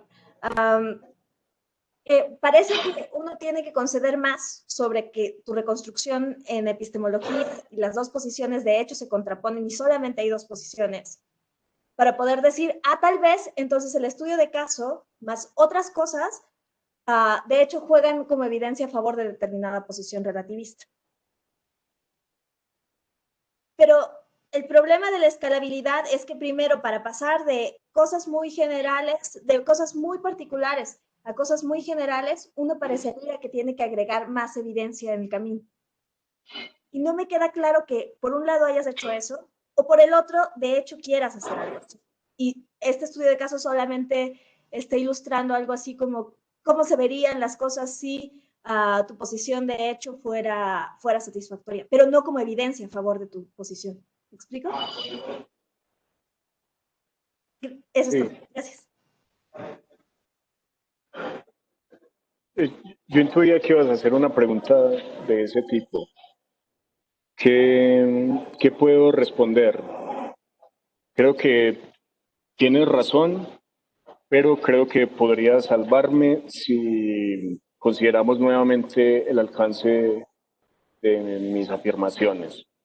Y entonces, si tenemos en cuenta únicamente, o al menos de manera importante, a la literatura sobre el desacuerdo metacientífico entre filosofía y sociología, de los historiadores y filósofos de la ciencia que defienden la visión estándar, entonces creo que el ejemplo de la disputa entre Collins y Franklin es significativo. Que necesito más casos, pues no sé si tenga que hacer una inferencia inductiva aquí.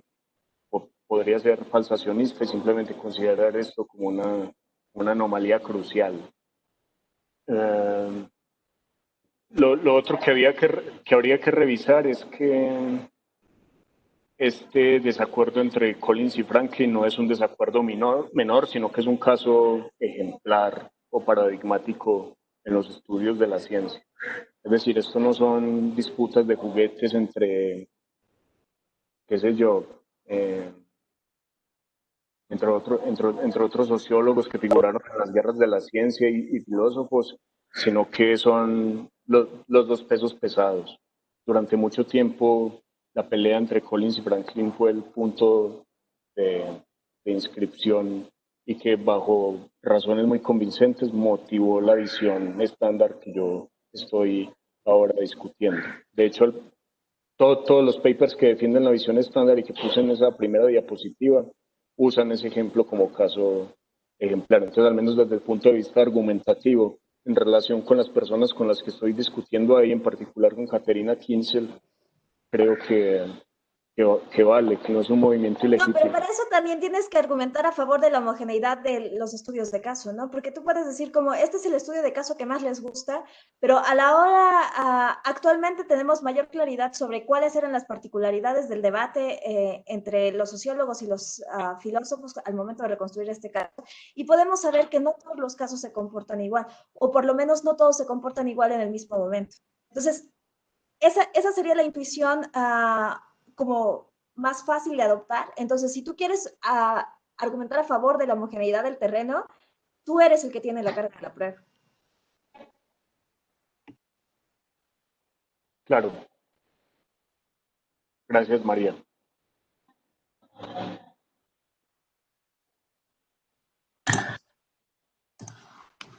Muy bien, tenemos dos follow-up de Oscar y Ángeles en lista.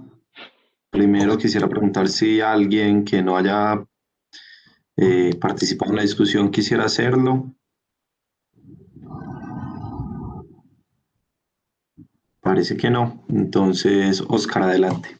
Yo quisiera darle la palabra a Ángeles mejor. Gracias, Daniel. Adelante, dale. Ángeles. Ay, perdón, qué pena, voy a ser muy rápida. Nada más quiero presionar un poco el punto, porque creo que lo que María te está presionando es un punto parecido al que yo empecé a intentar plantear al principio.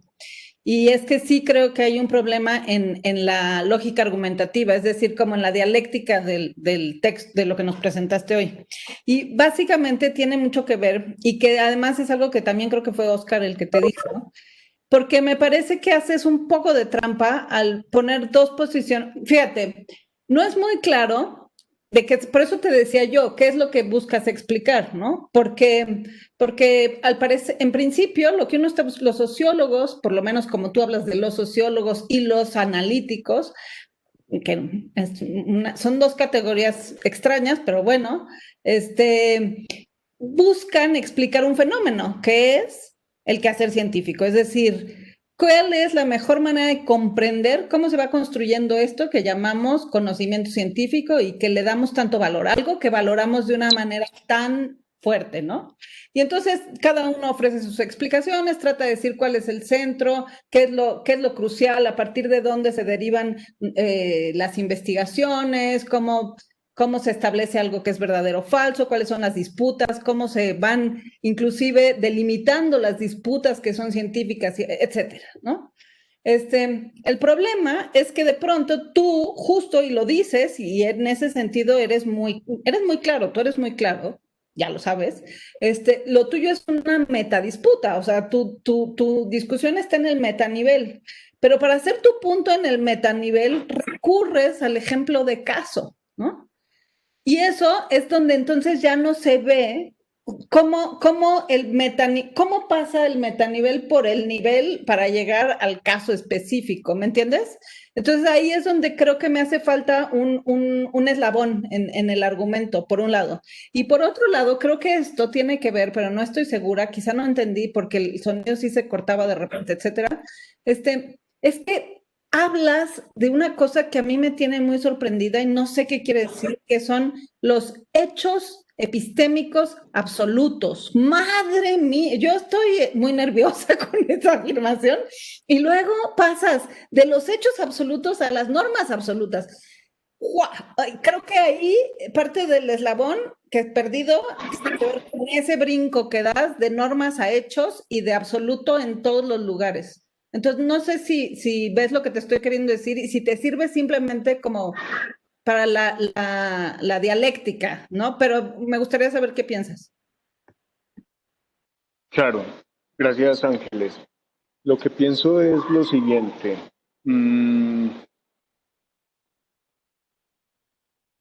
Creo que si pienso sacar provecho de este trabajo, tengo que especificar muy bien cuál es el uso que le estoy dando al estudio de caso, a la controversia Harris y Collins dentro de mi línea de argumento.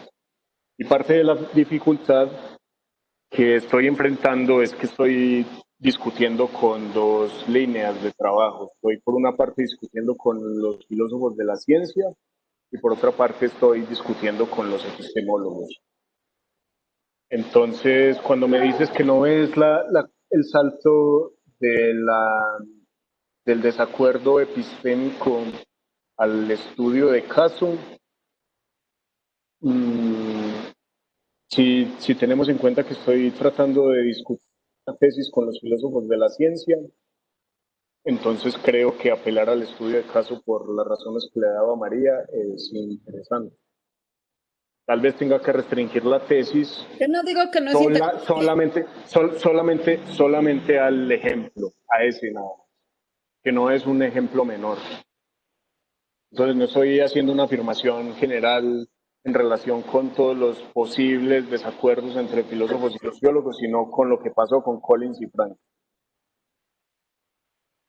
Ahora, en la discusión con los epistemólogos, puede ser que a ellos les interese un bledo las disputas o las controversias en los estudios metacientíficos.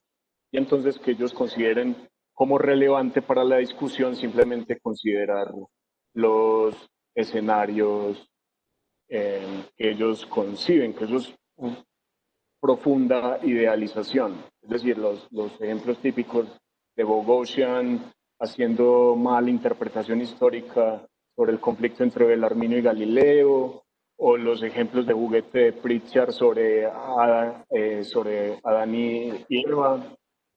Y entonces, sí, yo también tal vez les puedo conceder eso. No, es que por ejemplo, yo creo que por ejemplo, yo una tesis muy interesante y que se puede armar, pero parte del problema creo que tiene que ver con los niveles de subdeterminación que vas a encontrar. Entonces, como que justo por eso la dialéctica es complicada, porque al nivel de la primera disputa es un nivel de subdeterminación, pero parecería que en la otra, en la de los epistemólogos, el nivel de subdeterminación es otro, ¿no? En todo caso hay un do o algo así, que era era una discusión vieja, es una discusión viejísima, ¿no? No lo sé, pero me parece que ahí es donde, y no es que no sea interesante, lo único es que quizá la dialéctica podría modificarse un poquito para que sea súper claro cómo estás vinculando una disputa con la otra, porque ahora no se acaban como de atar. No Sí, sé. ya veo que tengo, ya veo que tengo que dar razones adicionales, pero el punto es que yo di eso por sentado porque eso es justamente lo que hace la visión estándar.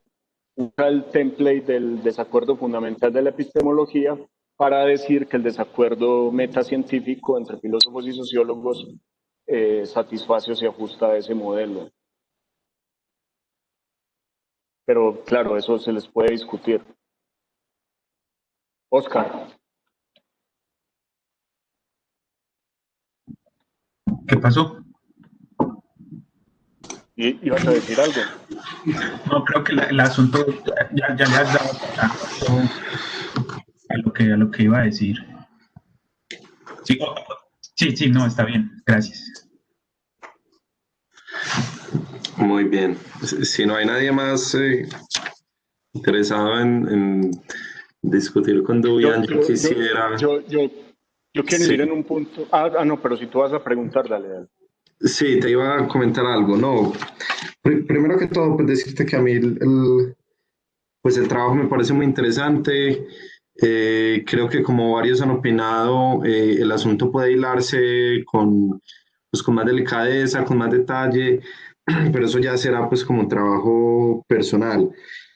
Mm, a mí el uso en general me parece, y estoy de acuerdo con Oscar en eso, que la forma de modular estas posiciones entre absolutismo y relativismo, pues siempre va a ser un poco como problemática, ¿cierto? Para el público. O sea, es probable que la gente no se te inscriba ni en la una ni en la otra, pero comparta cosas. Entonces, pues ahí es fácil decir, no, pues estás siendo falaz en la forma de modular eso.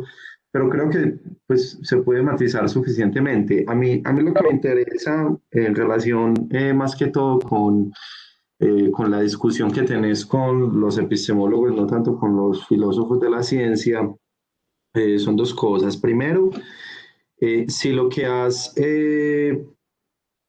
denominado como esa neutralidad relativa y esa idea de que podemos tener un relativismo entendido como, pues, como el R1 que estabas diciendo relacionado con las fuentes de la normatividad y no necesariamente como como la respuesta al desacuerdo epistémico, es una tesis que se puede generalizar, pues crees que se puede generalizar y no solo dependiendo de este caso, es decir, que se puede acudir a este tipo de relativismo y no al otro para hablar o para enfrentarse al problema pues epistémico del desacuerdo. O en otros casos, mejor dicho, si esto lo puedes aplicar a otros casos, como que si has pensado en eso. Y lo segundo que te quería preguntar es si has pensado en que esta idea que expusiste al final, pues que creo que necesitaría como más detalles de qué es lo que estás pensando cuando decís que el desacuerdo se puede ver más bien como un proceso, si de pronto has pensado que esto puede tener como un desarrollo argumentativo, es decir, como entendiendo estos tipos de relativismo no solo como una forma de analizar los desacuerdos, sino como una actitud personal para enfrentarse a tipos de desacuerdos epistémicos y en esa medida, digamos que hacer las argumentativas dependiendo del tipo de desacuerdo adoptado en cada uno de los momentos que ya mencionaste, porque yo creo que sí se puede entender el asunto como un proceso, pero pensando pues en el desarrollo argumentativo mismo de un desacuerdo real, ¿cierto? No como una visión abstracta de qué tipo de relativismo es mejor en cada, si entendemos que el desacuerdo es resoluble o irresoluble. Esas eran mis preguntas. Gracias, David. Manu, no te escuché la primera pregunta porque se entrecortó la conexión. Luego me la formula rápidamente y te la respondo rápido también. En relación con la primera, creo que sí, creo que eso es un punto pues muy valioso, aproximarse al desacuerdo sin ese grado de idealización al que nos conduce la teorización filosófica, al menos según las formas de trabajo estándar en filosofía analítica, en epistemología analítica. Y existe trabajo al respecto.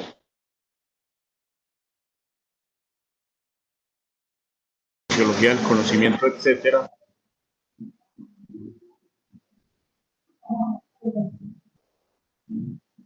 Tienen que... ¿Me oyes ahí? ¿Me oyes?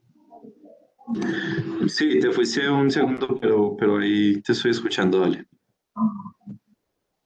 Decía que cuando desidealizamos el desacuerdo y consideramos las controversias reales de las cuales tenemos registro histórico y evidencia empírica, entonces podemos hacer un trabajo muy fructífero. Y desde este punto de vista, desde este enfoque, el desacuerdo hay que entenderlo necesariamente como un proceso. Y las diferentes características, la riqueza en los componentes del desacuerdo y en particular de las controversias científicas es algo de lo cual solamente se podría dar cuenta a partir de un análisis histórico. La historia de la ciencia, la disciplina de la historia de la ciencia ha hecho eso desde siempre. Lo interesante aquí justamente es poner a dialogar esas dos tradiciones, poner a dialogar los estudios de la ciencia con la teorización más abstracta en epistemología. Y yo creo que hay una discusión bastante fructífera. Y la primera pregunta no te la escuché. Siento mucho mi conexión tan mala. De hecho, cambié de lugar pretendiendo salvarla y no funcionó. No hay problema, no hay problema. Si quisieras hacer algún comentario de cierre para terminar la sesión, dale adelante. Y luego discutimos de la pregunta que tenía. Sí, rápidamente, sobre la pregunta de Oscar. Yo le quiero preguntar para tener más clara la objeción y para trabajar sobre ello más adelante, es por qué alguien como Pritchard, la posición de Carter la tengo un poco más clara, no es un relativista, pero tampoco necesariamente tendríamos que decir que es un absolutista. Y hago esta pregunta preguntándote al mismo tiempo por qué hay que concederle a Pritchard un relativismo plausible, o que la posición relativista ha de entenderse necesariamente como comprometida con la tesis de la inconmensurabilidad epistémica, porque yo entiendo que Pritchard tiene en la cabeza una distinción entre un relativismo débil, trivial, que es que los estándares, los estatus epistémicos positivos de los juicios son siempre relativos a estándares epistémicos, eso es como la tesis menos problemática, pero él ve como más significativo, y justamente por su carácter problemático, la tesis de la inconmensurabilidad epistémica como constitutiva del relativismo. Entonces un relativista le podría decir a Pritchard, está bien, la inconmensurabilidad epistémica no la tenemos por qué conceder.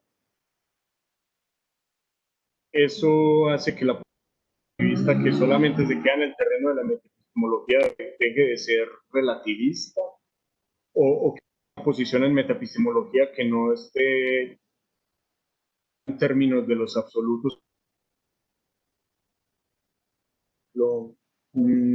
siga siendo una posición relativista, perdón, una posición absolutista. Es decir, ¿cómo se podría entender un absolutismo en el campo de la epistemología sobre las fuentes de la normatividad que no se comprometa con los hechos absolutos de Bogosi?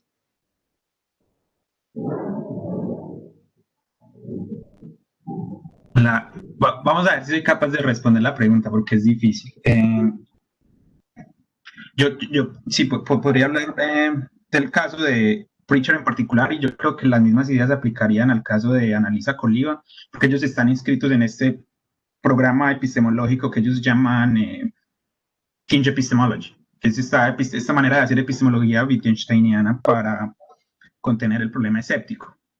Entonces, voy a empezar con la segunda parte que usted dijo, y es que yo creo que ellos están de acuerdo en ver el relativismo como un problema y no tanto como una posición. Es decir, cuando ellos tratan de rebatir epistemólogos analíticos como Kusch, que como yo lo entiendo es alguien que está intentando traducir al lenguaje de la epistemología analítica las tesis del programa fuerte, lo que un filósofo como Pritchard está intentando hacer es contener el relativismo y no refutarlo en tanto posición. Entonces la idea no es tanto partir de la idea de que el relativismo es una postura en sí misma, sea lo que fuere, sino que uno tiene que evitar que sus propios compromisos epistemológicos en tanto epistemólogo colapsen en el relativismo. Entonces eso es muy fácil que suceda con la epistemología de la bisagra o la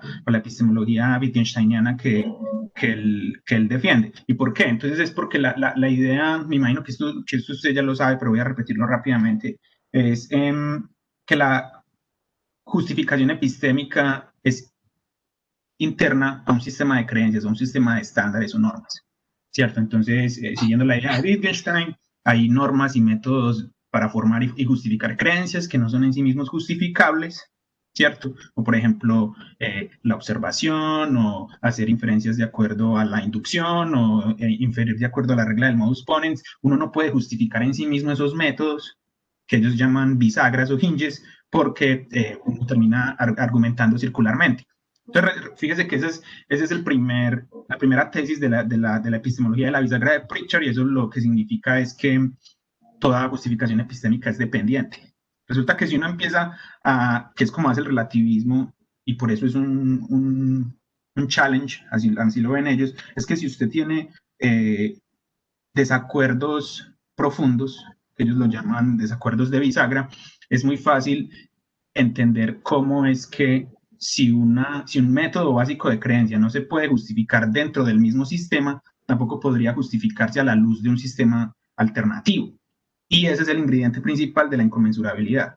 Y entonces, ¿por qué dicen ellos que es la inconmensurabilidad el problema que uno tiene que evitar al hacer epistemología para no caer en el relativismo? Porque sin la inconmensurabilidad uno simplemente está comprometido con la idea de que hay diferentes maneras de justificar creencias, pero que eso en sí mismo no significa que la racionalidad es contingente, porque incluso uno puede aceptar que no hay normas absolutas en el sentido en que varían dependiendo de contextos históricos o de intereses culturales, y sin embargo, en algún momento todos vamos a terminar estando de acuerdo, porque el cambio racional, como ellos lo ven, es diacrónico, ¿cierto? Entonces, como ellos quieren evitar la inconmensurabilidad y al mismo tiempo son no absolutistas, ¿por qué? Porque de nuevo ellos son wittgensteinianos, y un wittgensteiniano no puede decir que hay normas absolutas que valen universalmente para todos los agentes epistémicos en todos los contextos. Ellos lo que tratan de hacer es seguir comprometidos con la idea de que no hay normas epistémicas absolutas y al mismo tiempo mostrar cómo es posible que el cambio racional sea posible. Y por eso es que, es decir, todos los artículos que Pritchard ha escrito sobre el relativismo tratan de mostrar justamente eso. ¿Cómo es posible que yo pueda estar comprometido con la pluralidad de sistemas epistémicos diferentes y al mismo tiempo mostrar cómo es posible el cambio racional, que él lo entiende como conmensurabilidad, o la negación de la inconmensurabilidad?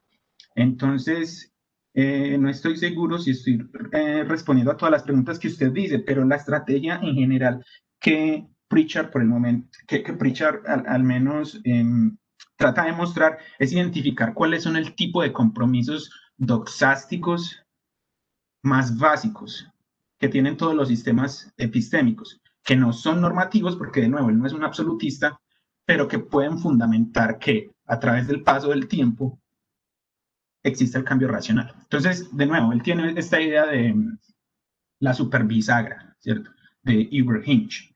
Entonces, él dice que todas las personas, todos los agentes epistémicos en cualquier lugar, en cualquier época, están comprometidos con no pensar que sus creencias están radicalmente equivocadas, ¿cierto? El Pritchard propone que Usted no puede concebir una persona formando creencias en el mundo si al mismo tiempo esa persona cree que está radicalmente equivocada en la manera en que conduce sus prácticas epistémicas, ¿cierto? Entonces, de nuevo, esta es la superbisagra. Resulta que la superbisagra no es realista o no tiene contenido proposicional. La superbisagra no dice cómo es el mundo. La superbisagra es simplemente es como el pegamento de cualquier creencia, independientemente de cuál sea su contenido, acerca de la actitud que tenemos hacia nuestras creencias, a saber que no consideramos que estamos radicalmente equivocados. Resulta que lo que hace para evitar la tesis de la inconmensurabilidad es mostrar cómo, incluso si usted tiene normas epistémicas dependientes, por ejemplo, hay comunidades que creen en la revelación, mientras que hay comunidades que creen en la observación de acuerdo a métodos naturalistas.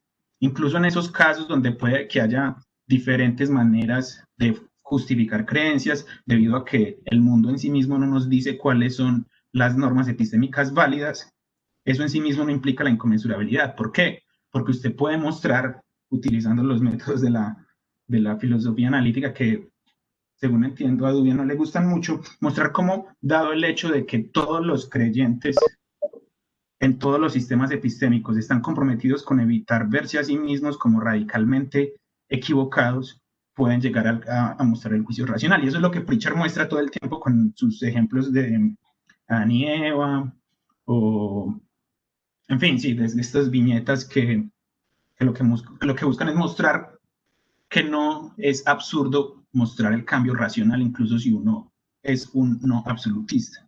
Pero no Oscar, se nos fue Dubian. Se nos acaba de ir Dubian. Démosle un minutico a ver si regresa y terminamos la discusión. Sí, ojalá me hayas escuchado. No, se acabó de ir, ojalá. Bueno, quién sabe por la conexión que tenía, pero ojalá sí. Bueno, ahí llegó. Dubian, ¿nos estabas escuchando?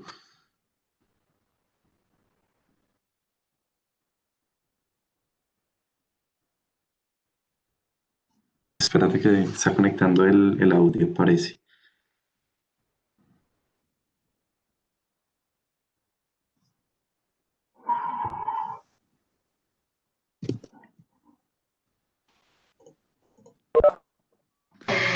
Qué pena, Oscar, me desconecté hace un minuto. Sí, no, lo último que estaba diciendo es que la manera en que ellos evitan, y esto ya va más al punto creo que fue el espíritu en que usted hizo la pregunta inicialmente, ¿cómo puede uno evitar la inconmensurabilidad sin ser un absolutista? Mostrando cómo diacrónicamente la racionalidad nos va a hacer converger en un mismo tipo de creencias.